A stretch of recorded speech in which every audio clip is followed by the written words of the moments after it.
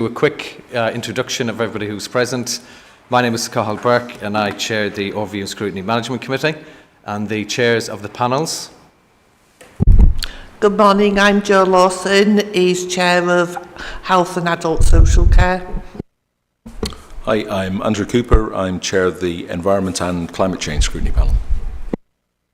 Zarina Amin, and I am chair of Growth and Regeneration. Itrat Ali, and I am Chair of Children's Services. Thank you and welcome to the meeting. Apologies for absence. We've no apologies for this meeting.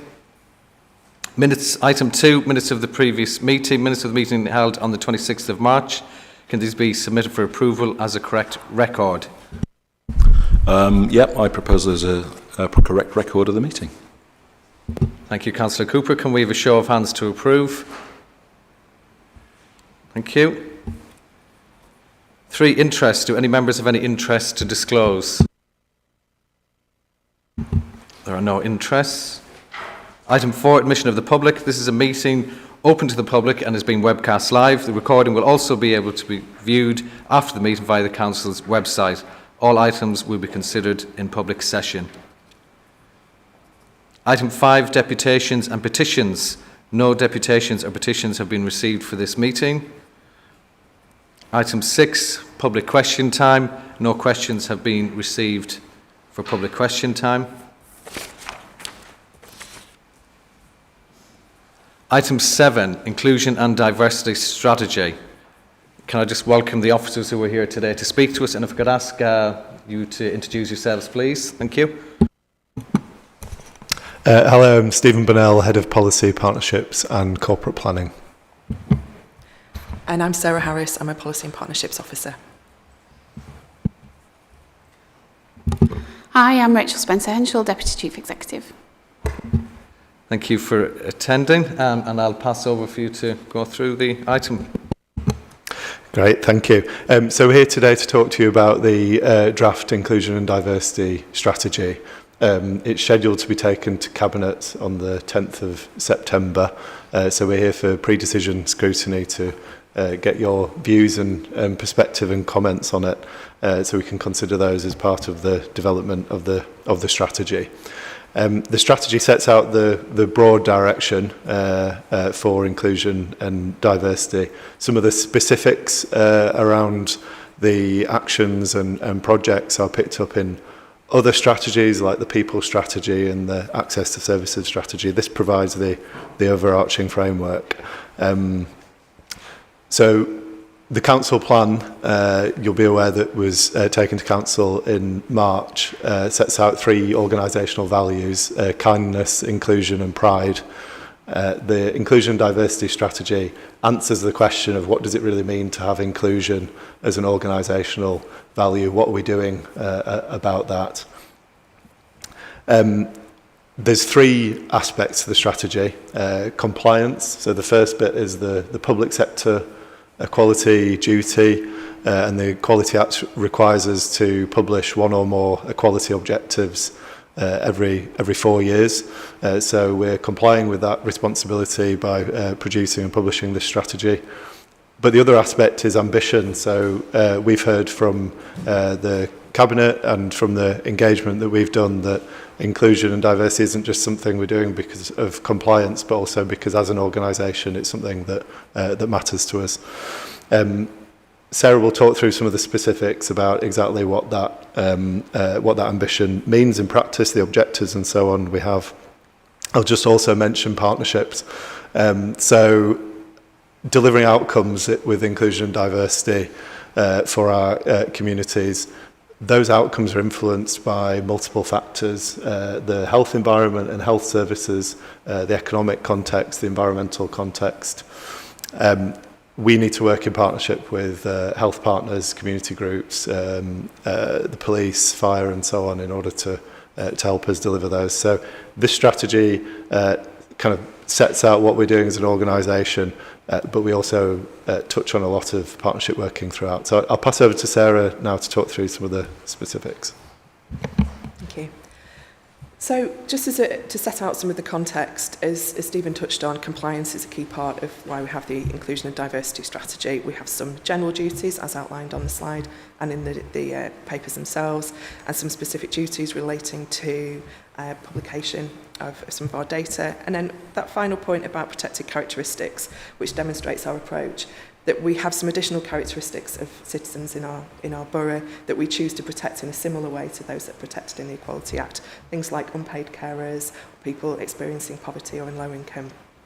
And that just demonstrates that we are always looking to go beyond compliance when it comes to some of our obligations under the Act. Here's just an example, as in previous strategies, we are always looking at that element of going beyond compliance. The social model of disability, for example, is a way of us demonstrating our value of inclusion in a way that benefits disabled people in our district. Always looking at how we can do better and demonstrate that our commitment to inclusion in everything that we do. Here's just a bit of an overview then, as you'll see in the papers themselves, of some of the key challenges that led us into the content of this strategy. There is some more detail in the strategy itself and in your papers, but I would just outline that the first steps that we had in developing the strategy were to look at some of the data that we hold about inequalities in our district, and then use that to guide who we spoke to in the engagement process and who we felt would add some additional context to what we were already seeing in the data. You'll see that some of the key inequalities as set out in the strategy themselves really reflect the real life experiences of people in our district and how we can actually have a meaningful impact on their everyday lives. I would just reflect at this point back on the last strategy. That was a really kind of key part, a key time for us as we were coming out of the COVID pandemic and thinking about fixing some of our processes in order to hit the ground running as we set forward and on some new paths. So the objectives in the last strategy saw us develop things like our integrated impact assessments, some inclusion learning, strengthen our employee networks, and have new projects like Project Search. We don't want to just lose the learning that we had from those and lose the impact from the organisation. So they've led to a series of always-on priorities which look at the way that we intend to work as we deliver that new set of objectives. And this slide just covers the overview of our approach for this new strategy. So starting from that point of learning from the last strategy, making sure that we don't lose any of the progress that we made under that. So there's always on priorities are repeated at the top bar. Moving down to think about compliance, as we outlined, that's a key part of why we have the strategy and what goes into that strategy. And then moving to those ambitions, you'll see there are 4 small boxes underneath the ambitions. They're the key themes for the objectives that we've chosen to go into this next strategy. I'll touch on those on the next slide. And then through our working partnership, we're able to develop some positive outcomes for people living in the district. So just touching on the ambition section, the 4 themes within the strategy are just outlined on this slide. They stem from the Local Government Association's equality framework. It feels like that's a really great place to kind of benchmark what we're doing, and also a really key balance of some outward-facing work that will benefit our communities, and then some more internally focused work, looking at how we develop as an organisation as well. Here's just an overview then of the objectives within the strategy. I appreciate there's a lot of text on this slide, but it is all repeated in the papers that you have already. You'll see that the objectives are grouped under those 4 themes. I don't intend to run through them all now, but I would just pick out one from each section just to add a little more context for you.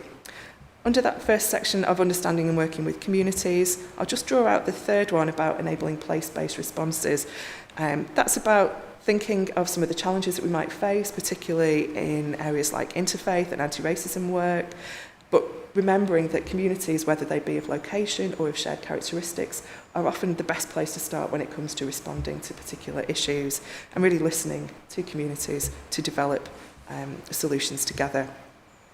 In that second category, the second theme of leadership, partnership and organisational commitment, the social model of disability is one that we draw out there. The objective is looking at really embedding that principle across all our services. We see it work really well in some areas, but in others we haven't quite thought about how we're really empowering disabled people in how we deliver services.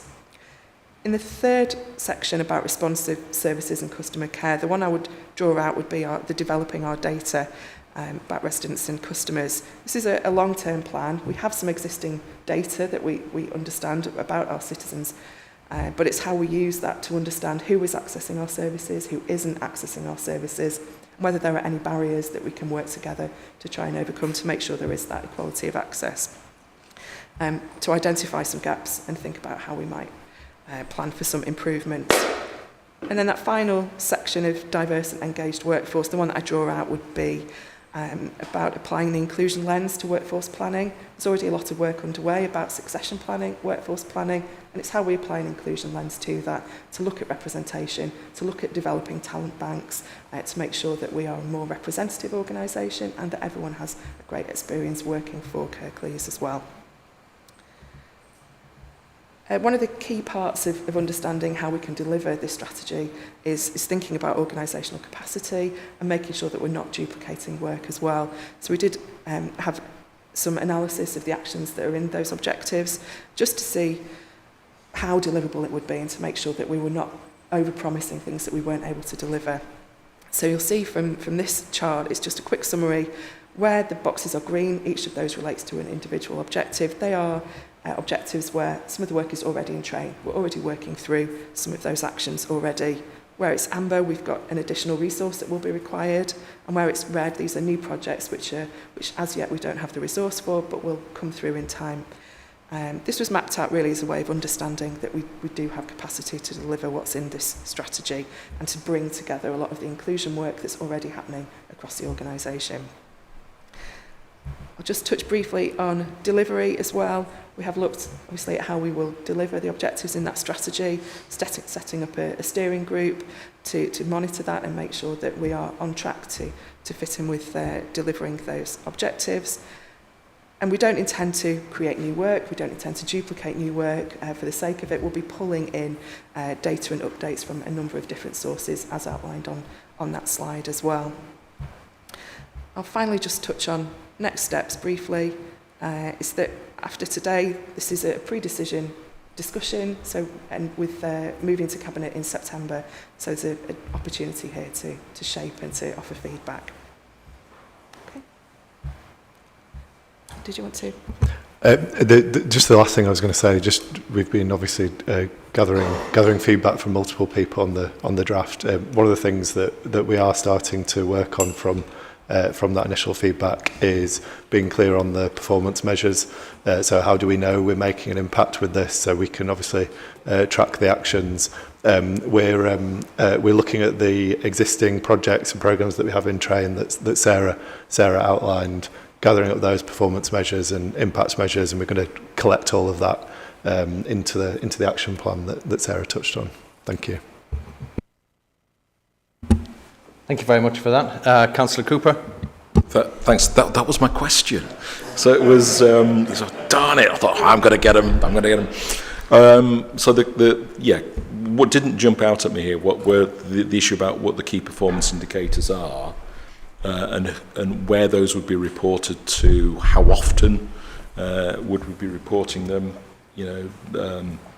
how do we measure progress, and where does that happen? Are you going to come back here every year? Are you going to go to Cabinet every year? Is it going to be some things will take a long time to actually make any difference. And of course, if we've got new things that are happening nationally, those might have an impact locally. And there's the difference between what happens nationally, which makes a difference, and what we do locally that makes a difference. And if we can tease those things out, then if the council's responsible for changing the world in Kirklees, or the government. I mean, not everything will be numbers. I think there are things which are more qualitative rather than quantitative. So that's the key thing out of this that I thought, oh, where's that? But it sounds like you're on it, so that's good. That's good. Yeah, great. Thank you. We'll include more details of that when we take it to cabinet. So hopefully you'll be able to see some of that. I think the point you touched on about the national local is really important, and also the timescales, as you mentioned. We can show progress on actions over a short time period, but the impact that has for communities can take longer because of that national context and local context, other services and so on. So we nonetheless want to look at those impact indicators as well, and are those going in the right direction or wrong direction? So we'll include some details around some of those impact indicators as well. Thank you. Any other questions or comments? Councillor Cooper? I guess from a councillor's point of view, there is something about what can elected members do to contribute to this, in terms of ward budgets, in terms of activity, and councillors seem to be missing, the impact of the democratically elected representatives and their role in all this. I think would be something that could make which would be great to see here. I think there'd be the added value that councillors can provide. Yeah, and I think that there isn't anything explicit at the moment in the strategy, so we'll go away and think about that definitely. I mean, one thing I would say is councillors' roles as community champions, community advocates, and also eyes and ears on the ground, letting us know about you touched on, it's not all numbers, it's qualitative stuff as well. What are you hearing in communities, and does that reflect what we think the performance and impact of the strategy is? So that, top of my head, I would say that's probably a role for councillors, but we'll go in and think about it. Thank you. Thank you. Just to follow up on that one, as one of the objectives, understanding working with our communities, we hear about we're listening and we're taking on board different things. How is that done? How is that managed, that process of listening to communities, and where do we get that data and information from? I'll pass to Sarah to talk a bit about some of the specifics around the engagement we did to produce the strategy, because I would see that we could go back and consult with those same people as part of that. At the beginning of that process was looking at the click survey. So the click survey is the current Living in Kirklees survey.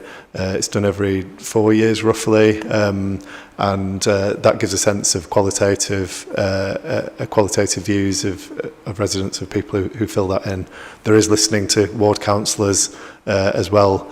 And obviously we do that through multiple channels, engagement with portfolio holders, but also through ward work as well, and the specific services that are involved in this strategy, people like the Community Plus team, they're on the ground in communities as well, so we need to make sure we're listening back to them. But if Sarah maybe outlines some of the specific groups that we spoke to in producing the strategy. Yeah, we took our starting point from looking at the data that we already had, so the click survey that we mentioned, and some of the kind of health inequalities and things like that. And from that, we could highlight some of the groups where it seemed as though there were particular inequalities, and then they were the groups that we prioritised listening to and hearing from in that engagement process. So, for example, the click survey highlighted that disabled people were feeling like it was a tough time for them. I mean, the click survey took place during COVID, so that may have explained some of it, but it felt like we should listen to them first and see what they had to say. So we went out to disabled people's groups to think about that. Other groups that we spoke to included LGBTQ plus groups. We found that things like loneliness were really coming through not in a way that you might expect. So across nationally, it looks like it's older people who are facing loneliness and a lack of social connectedness. But we found in the click survey that often affected LGBTQ plus people. So we wanted to find out a bit more about how it felt for those individuals. We also spoke to a local mental health charity and spoke to the people who access their services to again think about the impact on them of coming out of that COVID period and what that had left them with, and how we could try and navigate out of some of those inequalities. So yeah, starting point, look at the data, think about the people involved, and then prioritise them as groups that we wanted to listen to. And I don't think that will change. You know, even now we're still looking back at things like the Director of Public Health report, hearing back from people in poverty, and what individuals really have to say about their experiences. As you mentioned, it's not just about numbers, far from it. You know, listening to individuals is really key to understanding what it's really like and how we're actually making a difference to people in the borough. Thank you. So this is a 3-year strategy. So the last one was a 3-year strategy as well. The last one was 2 years, wasn't it? 21 to 23. We've had different framework, different time frames on some of them. The reason we've gone for 3 years now is partly to align with the council plan has some 3-year objectives in there. And also just wanting a bit of a longer time frame because some of the issues we brought out, for example, around developing our data, we think that that's a longer term ambition really. So yeah, so it's a bit longer than the last one. This one. What would you say are the main things that have changed in the last strategy and this one? I think the emphasis on loneliness and isolation.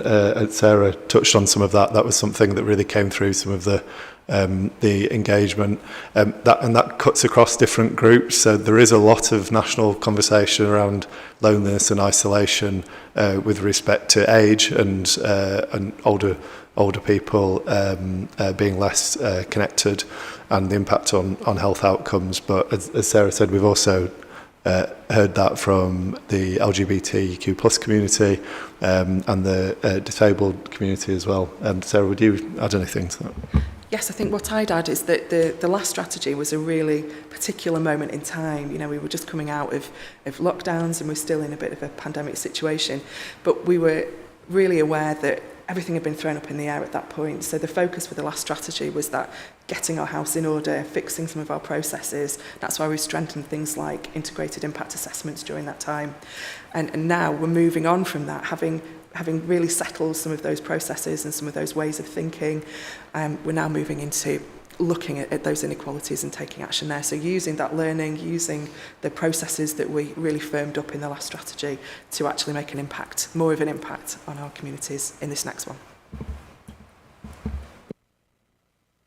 Councillor Lawson. Thank you.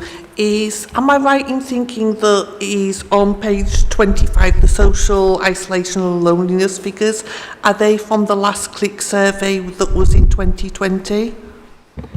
Yes, the most recent statistics that refer to the click survey was 2020. Yeah. So you've got no other figures to look at the work that you've actually done between 21-23 to actually compare to see if it's any better or any worse. And there's also regarding the fuel poverty, it's saying that 17% of households in Kirklees are in fuel poverty. That's 2020. Do we have any more up-to-date figures? Because I would say with how fuel prices rocketed in sort of 2022, 23, that it's significantly more. That was just basic one thing I wanted to know for personal reasons. Thank you. We'll see if we can get more up-to-date figures on that. It's a good point. As you say, on fuel poverty, lots has changed, and social isolation. And I think the kind of post-pandemic world is probably different from how things were in sort of 2021. So we'll see if we can find something more recent on that. I'm not off the top of my head aware of anything more recent, but we'll have a look. Yeah, if there is anything outstanding from this meeting, we can provide updates as we go along and be kept abreast of things. Councillor Amin. I just want to explore partnership working. So in terms of if a community comes up with a new sort of project of, let's say, for example, the police do, how is the council ensuring that they get on board straight away? So how are you getting that link, basically? I think some of that depends on who would deliver the project. So I would say, obviously, you as ward councillors hear a lot about different community projects. We also have the community anchors that are across the district. So established community organisations that are about community organisations supporting other community organisations. Sometimes they're the right person. Sometimes it's links into GP surgeries and primary care networks and so on. So it kind of depends on the project. There isn't kind of one mechanism really for acting on that, but that's where it comes back to constantly listening, I think, and listening to our teams that are on the ground, so the Community Plus teams, also listening to ward councillors and the issues that are coming up there, and then probably working through each individual case and thinking about who the right person is. Thank you. Just following up on that, so as a way of the engagement, how are ward councillors actively encouraged to participate in this, and how is that achieved? I think it's a good question. I think we need to think about that. I think we need to go away and think about it, combined with Councillor Cooper's comment about the role of ward councillors in proactive supporting it. I think there's, as I said earlier, there's nothing explicit in the strategy document at the moment. The role in advocating for communities and being the eyes and ears on the ground and hearing about those things that we don't come across, that's something we'd want to get into the delivery of the strategy, definitely. So we'll go away and think about that and get back to you. Rachel? Just to say as well, we've got the Integrated Communities Framework, which hopefully local ward members are familiar with and may be using. I did also wonder whether it's worth considering using an integrated impact assessment on ward members' ward budgets. Potentially that might be a way that ward members could be involved. So if that's something you'd want to see in the strategy, we can certainly look to put that in. Yeah, I think that would be helpful, really. Yeah, Councillor Cooper? That's great, but there is only so much you can do with £10,000 a year per ward, particularly if it's taken off you. But yeah, I mean, more seriously, I think if there are things that it would be good if there would, if we had a bit more flexibility, not a lot, but a bit more flexibility to be able to look at this agenda and say 5,000. We're giving you an additional £5,000 a year, but that's generally for things which would deal with the inclusion and diversity agenda, and that could be done in a variety of different ways, but it could, and actually get people's imagination going about that, what that might be. It could be fuel poverty, it could be loneliness, it could be a whole load of things, but that's 5,000 times 23, which could bring in a lot more value, and so, it's almost like a budget amendment, isn't it, that you could put in, that somebody could put in. I'd agree with that. I think that'd be a good way of being more innovative and for ward members to actively do it. And some may not wish to do it, but for those who are actively engaged with their communities, I would really see this as an opportunity of how they could further enhance and promote the work that you're doing, and that we could do it on ground level, and then councillors are actively involved in the strategy as well, and they can feed back into, because we hear a lot about Community Plus and cabinet members, but not for ward councillors themselves, who use the small amount of money that is available to do things in our communities. Any other questions or comments? Yeah, I just had a comment really, or question around your sort of shared outcomes. So does the plan incorporate any form of appraisal and at what time scales?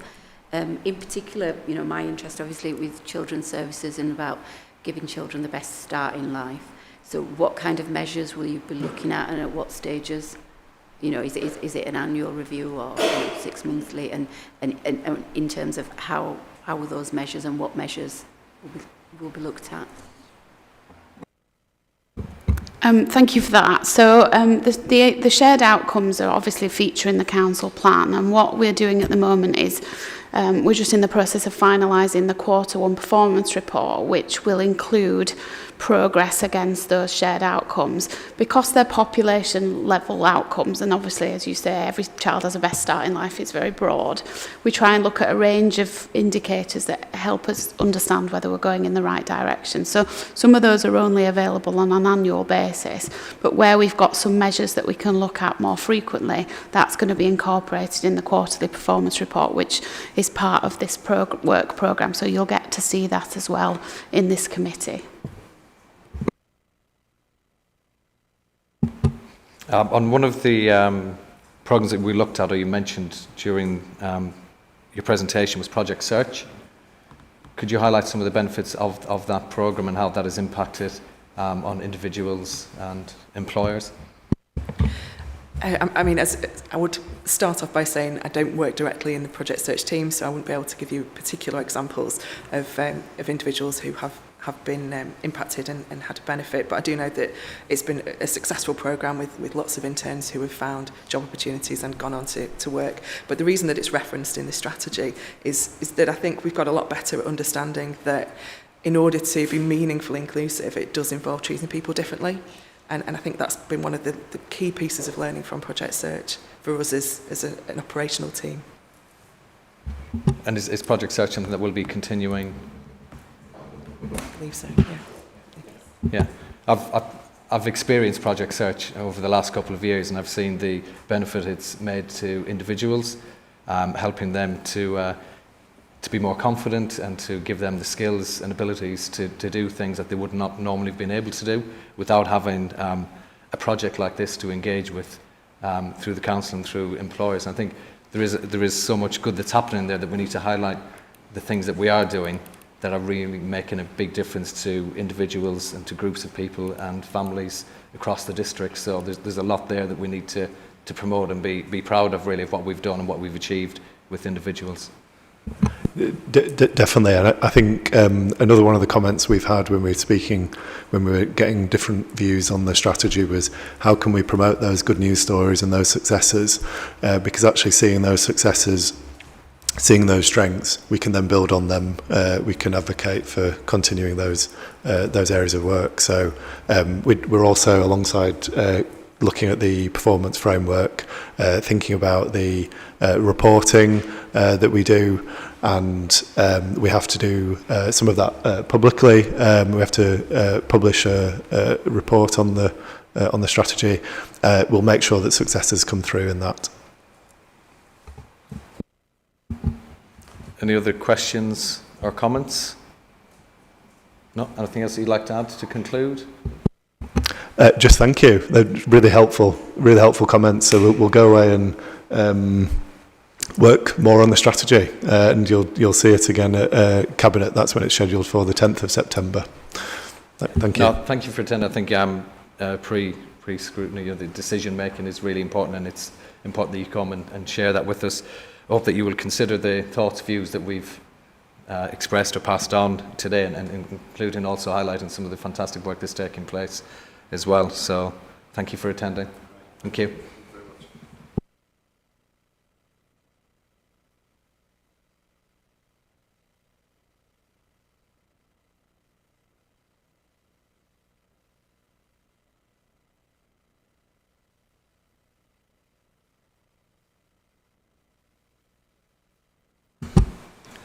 Okay, moving on to item 8, Corporate Safeguarding Plan Update.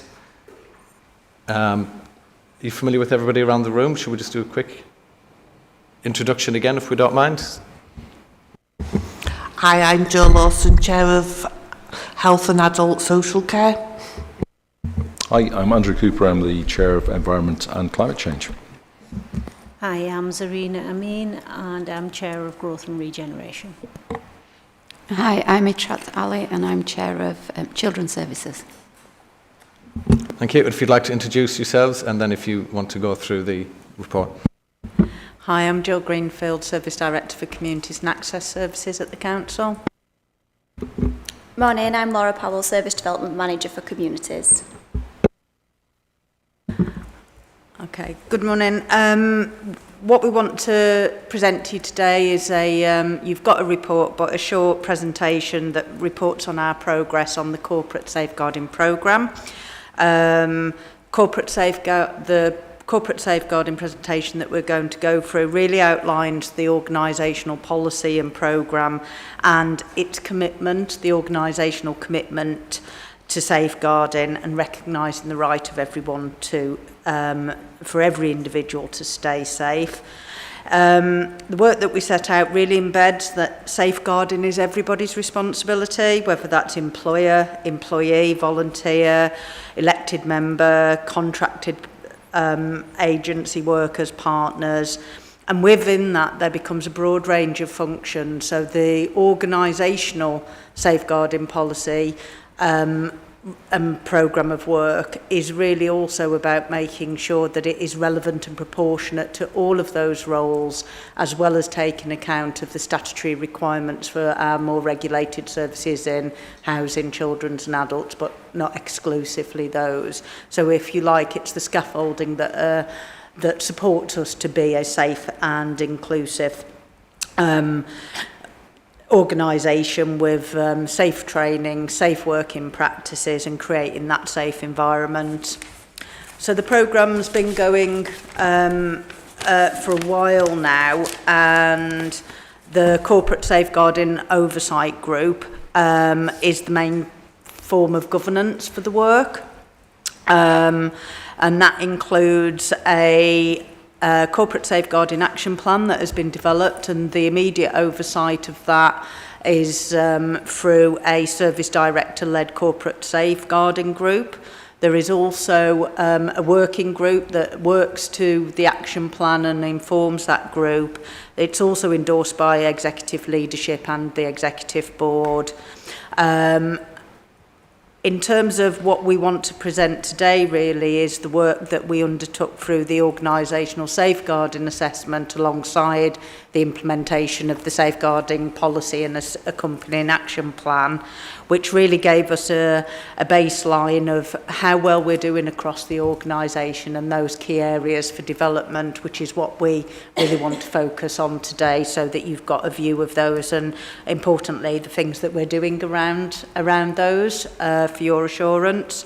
So I'll pass over to Laura, who has led a lot of the work and will talk through those areas. Lovely, thank you. So in terms of the organisational safeguarding assessment, we updated that last March 23, last year, and this was completed a little bit different to how it's normally completed. So we took a big step forwards with this in terms of all service areas completed their own, and then it was combined into one overall corporate response, which gives us a really good grounding from which to develop the overall corporate safeguarding plan.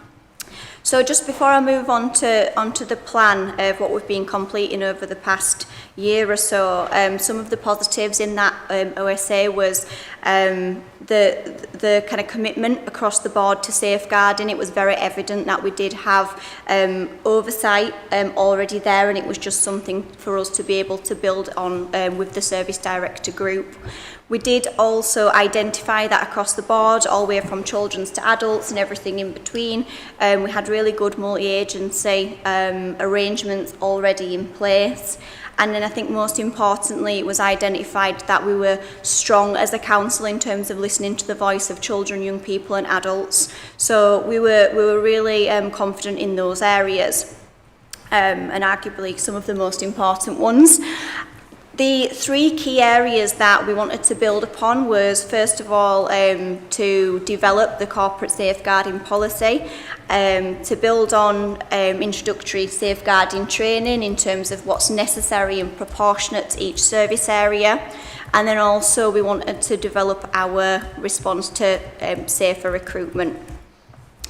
So I'll just talk through the progress with the corporate safeguarding policy.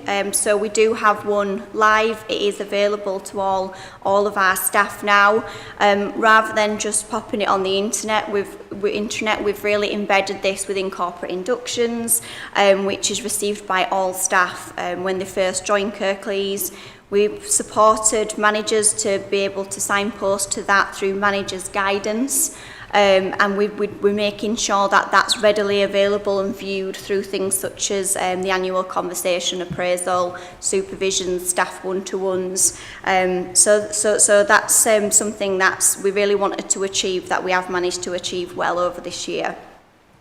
In terms of safer recruitment, there is a recruitment and selection policy which is now available. This captures all of the safer recruitment principles that the council already worked towards, but it is just captured in one document now, which is better for everybody be able to access, and it guides managers through recruitment and any difficult decisions that needs to be made. in terms of a council, we do meet the DBS legislative requirements across the board. We did a bit of a check, did People's Services, to make sure that was the case, and we have gained good assurances that that absolutely is happening. And then in terms of working with education colleagues, we have managed to review letters of assurance, which does assure education colleagues that as a council, all of those DBS requirements is in place. We follow safer recruitment principles, and we can safely work within education establishments and vice versa. So that again just gives us assurance that we've got a good minimum standard. Sorry for interrupting. Can I just ask for a little bit more information on the letter of assurance process? So, as well as having a DBS or completed DBS check, the letter of assurance, what does that add to that process? So it's just a really basic way in which we can capture and that senior leaders are taking accountability for that everybody in their service has those relevant checks and completed satisfactory training. So in Kirklees, the service directors, they kind of sign on behalf of their service areas, and then they provide the formal letter to it kind of packaged up nicely to education colleagues. So it's the service director who signs off on? That's right, yeah. So that's where we're at with safer recruitment, and I'll just move on to capture where we're at to safeguarding training. So the OSA did identify that we have got lots of different ways in which staff are trained, knowledge is developed. We did undertake a review, so all different service areas kind of had a really good deep dive into what they offer to make sure we've got a basic level of safeguarding that's proportionate to each role. Like Jill mentioned, we aren't going to go into detail about service-specific training plans, but just to give assurances that statutory colleagues absolutely do have robust training plans and development plans in place for their service areas. What we've identified is that to really progress to ensure we're taking a whole family approach, children's services will progress and make sure that the whole range of a whole age training range is completed by completing basic adults training, and then our colleagues in adults are also going to complete a basic kind of standard training for children. So they've really got their eyes across all ages, no matter whether or not they are in children's or adult services, which again will be a significant step forward once that's fulfilled. And then something very significant that we've identified as the need is to make a basic level of training mandatory as a council. That has been endorsed, and that is something that we'll be working to moving forwards. These are just some examples of how the plan has really influenced practice, kind of on the ground, which I think is really important just to share a few examples. So, for example, we do have a safeguarding champions group, and that is made up of representatives who volunteered for this extra role across service areas, who are just a point of contact to help and guide colleagues in an informal way about safeguarding and what to do should they need any help or support.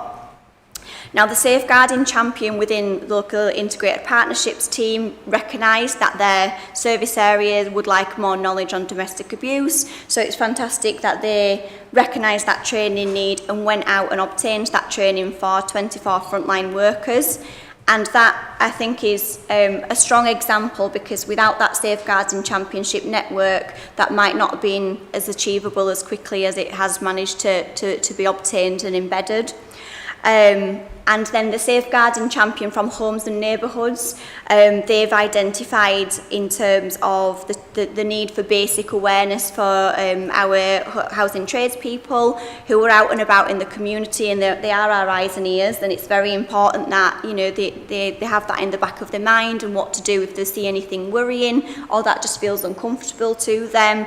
And they've developed a training package for these people just to raise that general awareness, which that really is the reach of this corporate safeguarding plan, and something we really hope to achieve is not just making this relevant for those whose safeguarding is a part of day-to-day roles, but those whose safeguarding is in the background but absolutely important. So that's just a couple of those that we picked out that we'd like to share today.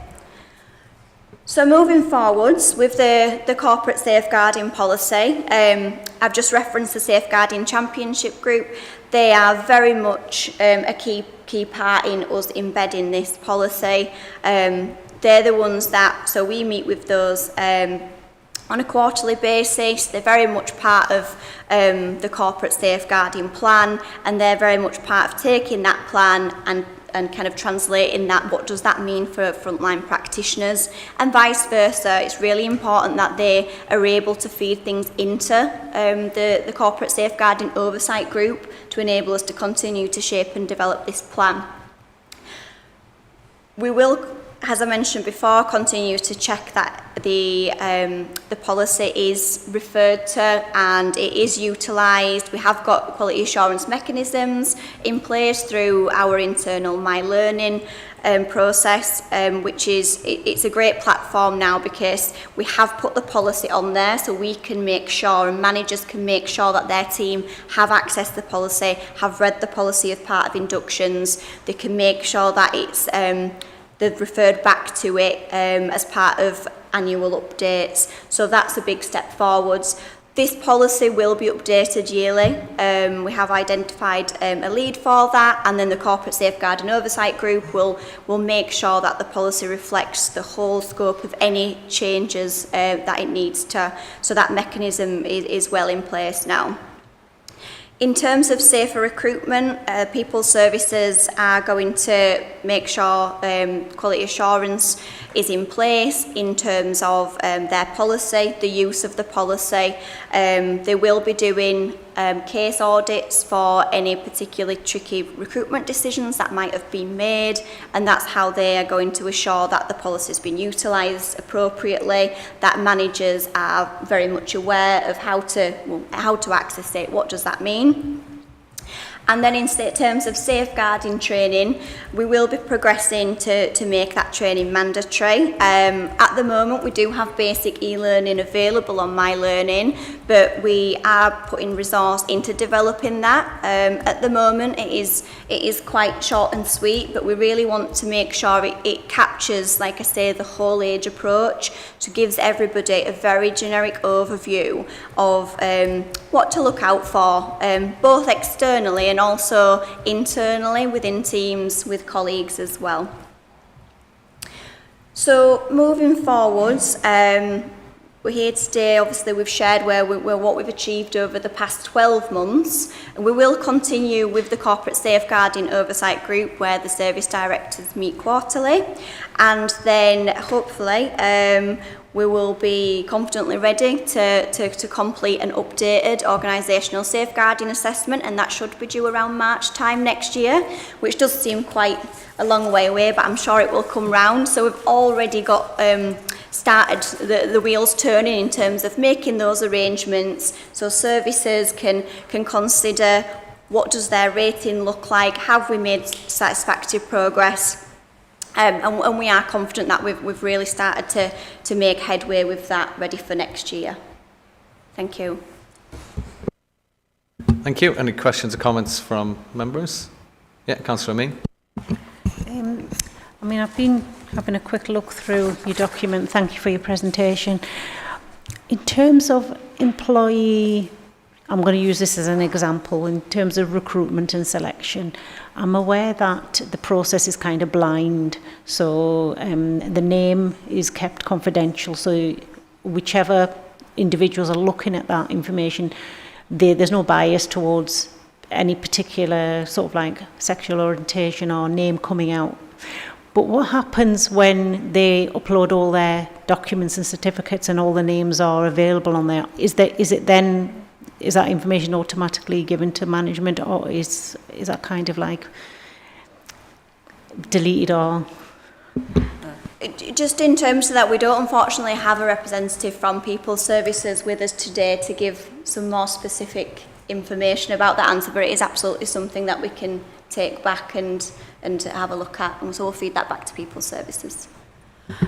Just to add to that, we will take that back and get that verified. But my understanding is from undertaking recruitment that it doesn't match up, and then name candidates along the way. It does remain blind as far as possible until at interview stage. Obviously, that then changes. So it is, yeah. And I've just another question. In terms of measurement, I can see some areas how they're measured, but how do you measure employee satisfaction in terms of if there's been like the odd racist or the odd borderline uncomfortable comment towards someone's sexual orientation or race?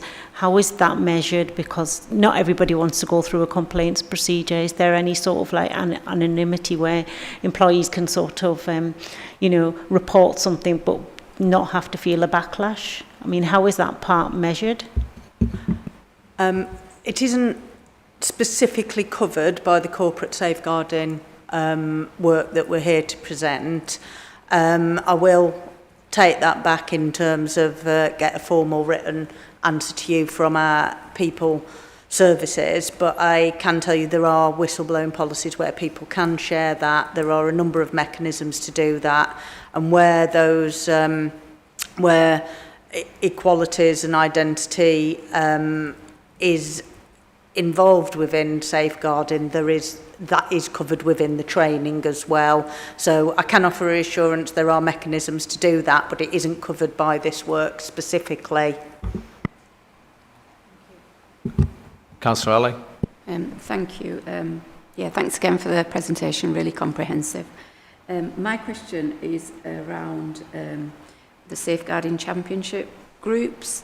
So there's the 4 groups that you've outlined, and again, obviously my interest is around children's services. So I wanted to know, did you consider representation from a young person or a children's sort of group or advocate, and if not, why not? And is that something that you look at in the future? Because obviously that's a really vulnerable group in terms of safeguarding. So in terms of, did you explore opportunities to have somebody champion from that group? Okay, if I can just start, and then Laura will bring in the details. She's much closer to the champions. In terms of the representatives that have contributed this from service director straight through the workforce from children's social care, and our KSCP colleagues as well, that representation of issues of safeguarding and how that impacts upon children and young people and families has absolutely been critical to the development of the work. And as Laura said earlier, how they are meeting their duties is not in question with this at all. It's that wider, well, not that anything's in question, but the wider breadth of services and making sure that's relevant and proportionate.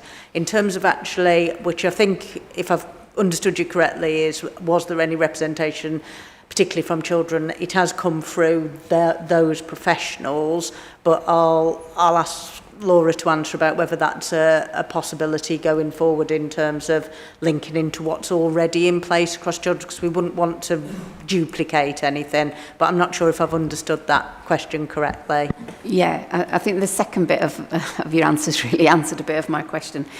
It was, maybe I didn't was very clear about it, but my question is around, so you've got representation from, say, the homes and neighbourhoods, suicide awareness, etc. Was there no representation from groups that would provide that training in dealing with younger people or children? So, say, for instance, from like the parenting board or like foster carers or, children in care that deal with those to try and block out sort of any inequalities and any raise and make you aware of any safeguarding issues for that vulnerable group. So the Safeguarding Championship Group are almost conduits, if you like, so they're connectors between the work that's going on in those service areas and the Corporate Safeguarding Oversight Group and then wider staff force. So they're very much, they're not in a formal role in terms of that's not part of their kind of designated day-to-day individual roles. This is a secondary role and something that they've put their hand up for because they're particularly passionate about. So we do have representation from across all different service areas, and they're then responsible for sharing anything that may have happened within their service areas or from partners within their service areas, and they're responsible for bringing that to the Safeguarding Championship Network Group, which, if appropriate, we can then feed into the Corporate Safeguarding Oversight Group. So there absolutely is that linear process for anything that's going on, for example, in children's. If something comes on from advocacy groups, the Safeguarding Champion absolutely can bring that to this forum to discuss. So there is a mechanism there. Thank you. Councillor Lawson. Thank you. Is going back to basics, how many, do all the staff have a DBS check? And is it on the actual annual update service? So all staff, where it is necessary, absolutely do have a DBS check. In terms of rechecks, the council do meet requirements. So with fostering and children's residential services, those rechecks are absolutely in place, and people services do have formal computer systems to make sure that those are done in a timely way. Thank you. And going back onto the actual safeguarding training, is I'm going to talk from an NHS nurse background. So we have 3 levels of training. So it would be level 1, level 2, level 3 is I have to do adults. I argue about whether or not I have to do children just because they're in the waiting room, but I do it, and that is done there. So will you're about to make the basic safeguarding training mandatory? Is what percentage of all staff across all the different services have actually had the basic safeguarding training? So each service area completed their own audit activities, and they were assured that in some capacity there is a level of safeguarding awareness across the board, which gave assurances that no matter what type of role people are in, that whether that's formal training through My Learning, through the Kirklees Safeguarding Children's Partnership Board training, or other training, so whether that's formal, or it could be actually that some service areas do more informal training, so that's in team meetings, that's bringing accounts to supervision where they need reflection and support on what to do and the guidance for that.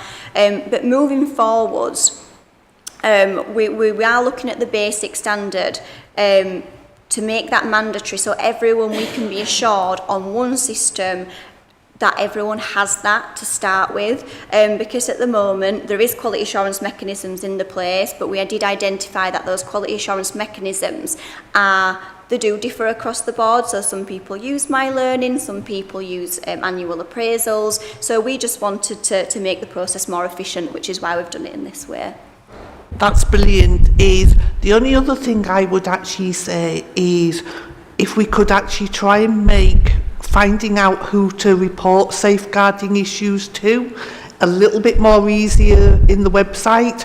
I basically sent an email and then realised I'd sent it to the wrong person, but it then gave an automatic, you need to actually do that, but I'd gone through the actual website. I mean, I would actually say that having spoken to the colleagues when I did get through to them, they were actually very proactive, and one of the incidents that I reported in was sorted out within sort of days that they'd been down to actually see them, which was good.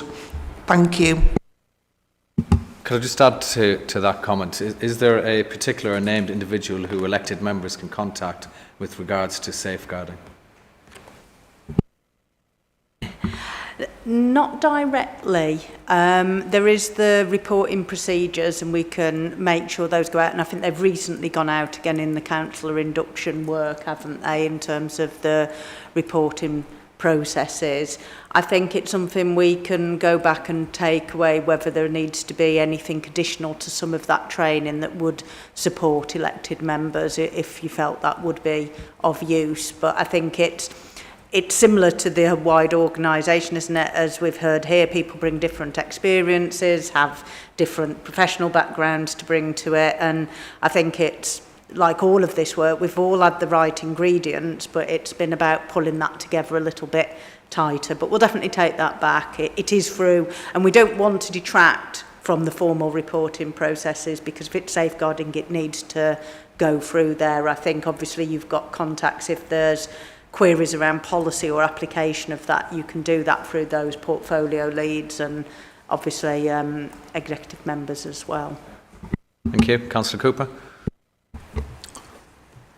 Yeah, I wonder about services where there's a high turnover.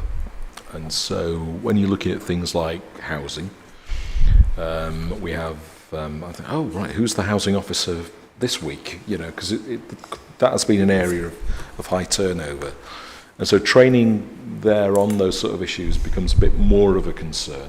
I wonder how we address services where those sort of issues are more of a, you know, there is, crikey, we've had a turnover of 50% in X years, you know, how do we address that?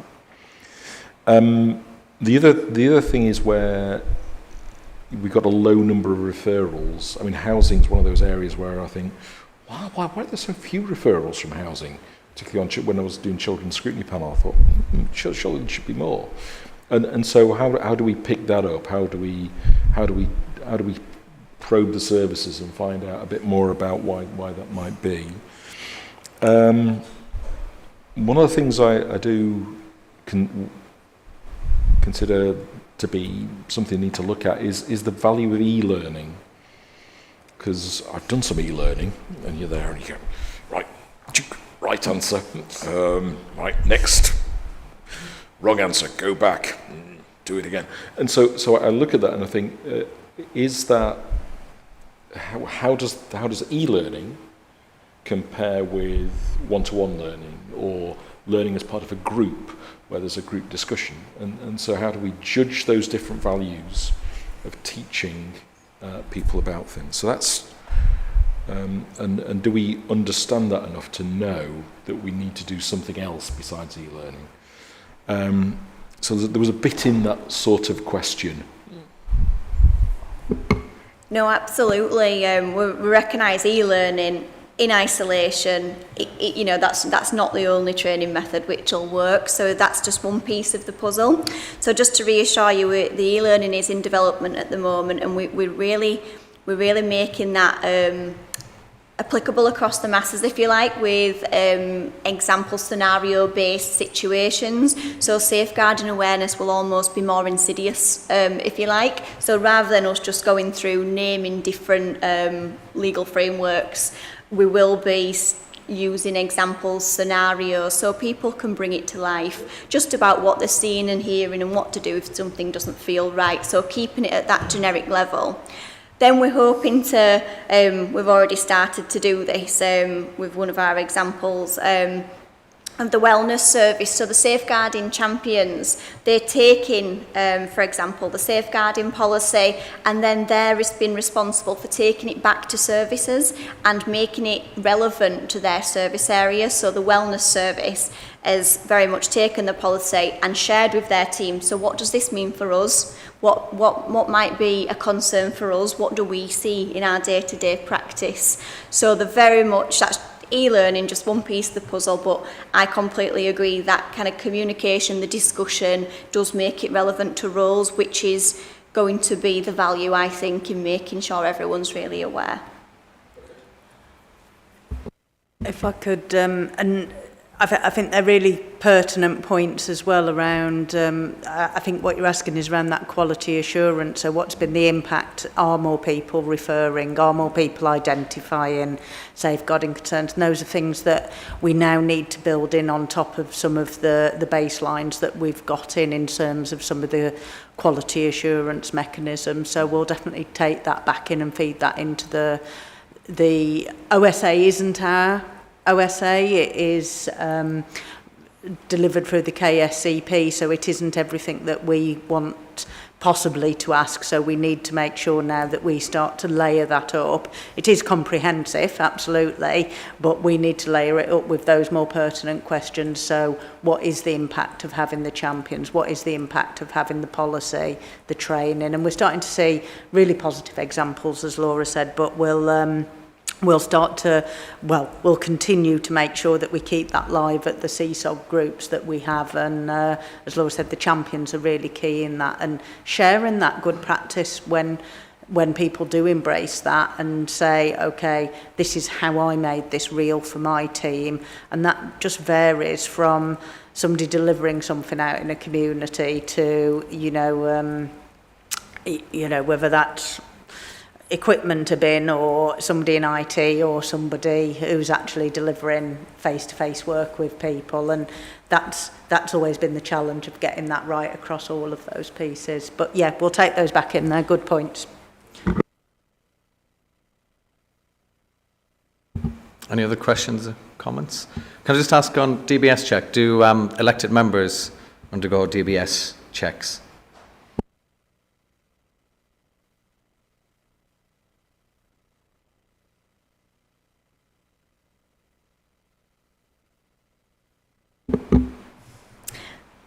We'll have to take that question back to People Services just to give assurances on that. I think I do know, but I don't want to give an incorrect answer, so I'll take it back. I think in particular, and it's been alluded to there, some of us will already have DBS checks through other employment or as school governors and that. The former local government minister sent some guidance or recommendation that any elected members appointed to any committees that discharge functions of social services or children's services should undergo DBS checks. So there was a follow-on to do all elected members, but certainly do those individuals. And I think in particular for, I'll let you answer. That is absolutely our understanding. I think we're being a little bit hesitant in terms of HR would have had the more detailed answer for you in terms of how that's implemented, and also where people have existing DBS, and how whenever you introduce something, you've always got those people before you introduced it, and how do you bring those people then up to the current position.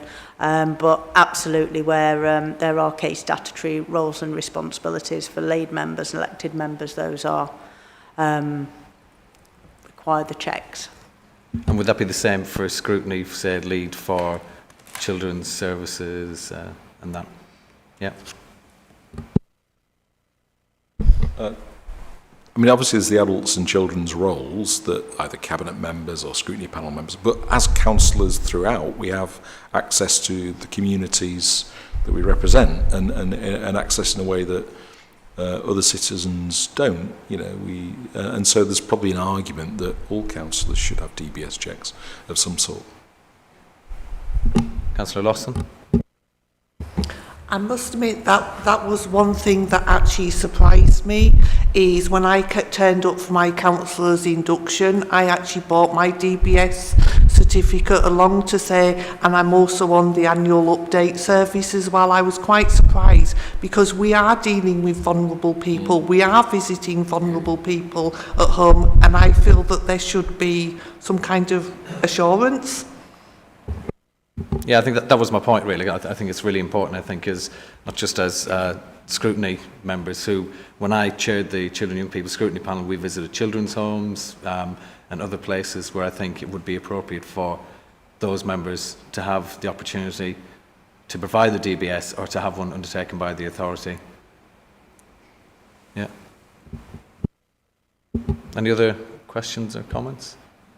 No? Is there anything you'd like to finish up to conclude? I'd just like to say about the safeguarding champions, I think that's really, really good.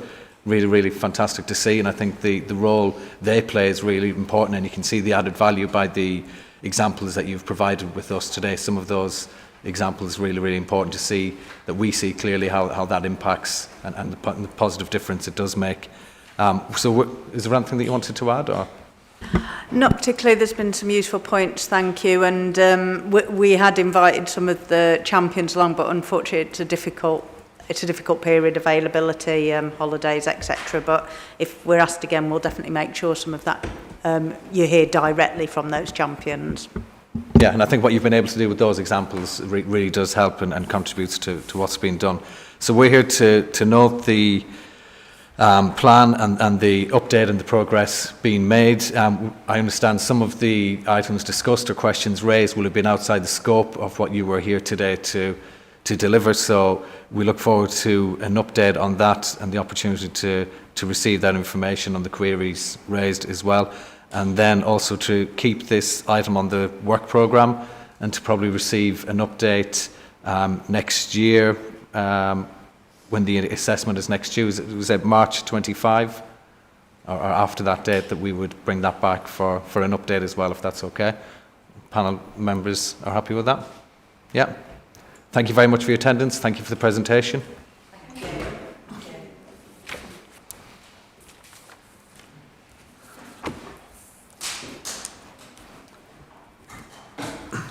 Okay, we move on to item 9, allocation of scrutiny co-optees for 24-25. Sheila, would you like to? So this is just a standard report for you to reappoint the scrutiny co-optees to your panels for this year, to thank the co-optees for all their efforts on scrutiny, particularly those that have retired during the year. Thank you. Yeah, so we would like as a committee to thank the co-optees for the valuable work they do and the contributions they make, and to those who have retired from carrying out that co-optee duty. Are we happy to recommend those co-optees for the forthcoming year? Yeah, with a show of hands, please. Thank you.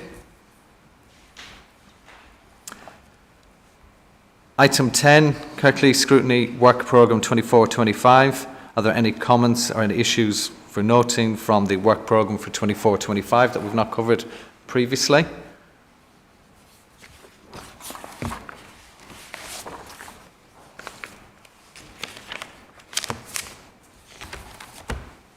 Any comments or questions from members? No? Okay.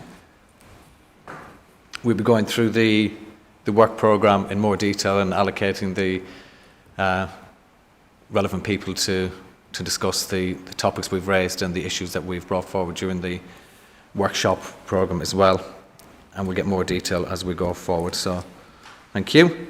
That is the end of the meeting. Thank you all for attending, for your contributions. The next meeting is on the 20th of September. Thank you.